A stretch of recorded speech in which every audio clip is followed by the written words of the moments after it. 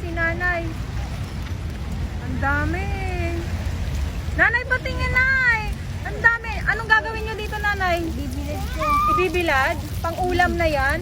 Pambenta yan. Pambenta. Di ba dapat hindi po hinuhuli? Namamatay yun kasi nagkaroon tubig. Namamatay siya? Tingnan mo, ano yung mga Dami oh. Wow! Wow! Nakakatuwa yung mga ibon.